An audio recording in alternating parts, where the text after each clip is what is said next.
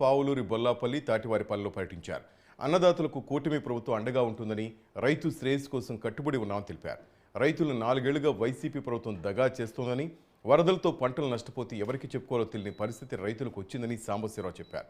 YCP పెద్దలు 5 ఏళ్లుగా రైతులను పాలేరుగానే చూశారని మండిపడ్డారు.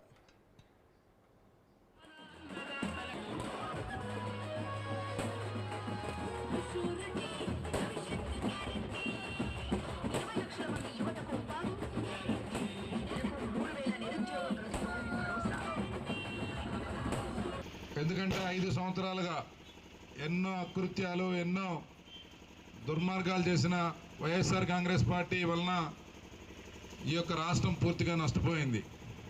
అన్ని రంగాల్లో భ్రష్టుపట్టాం. ప్రతి ఒక్కరు కూడా జాలిపడే పరిస్థితికి రాష్ట్రాన్ని తీసుకొచ్చారు.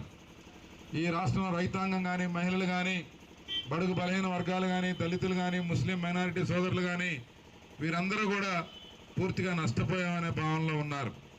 కాబట్టి రాష్ట్రంలో ఉన్న ప్రజలందరికీ ఒక నమ్మకం కలిగించేందుకు మనం ఈరోజు మరలా ప్రజాకూటమిని బలపరుచుకోవాలి.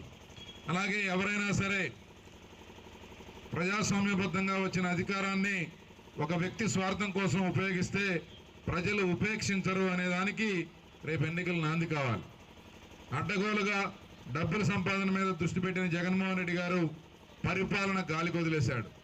దానికి ఒకటే ఒక ఎగ్జాంపుల్ ఏంటంటే, మందంతా కూడా నాగార్జున సాగర్ ఆయకట్టు చివరిలో ఉన్నాం. ఈ గ్రామం నుంచి వలసలు ఎక్కువ ఉన్నాయి.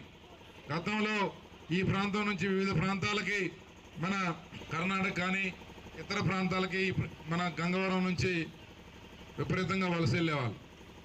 తర్వాత మన ప్రభుత్వం అధికారంలోకి వచ్చాక కొంత వాటర్ రెగ్యులేషన్ని స్ట్రీమ్లైన్ చేయటం, కాలువలన్నీ మరమ్మతులు చేసుకోవటం, బ్రహ్మాండంగా అవన్నీ కూడా బాగు చేయబట్టి ఈరోజు మనకి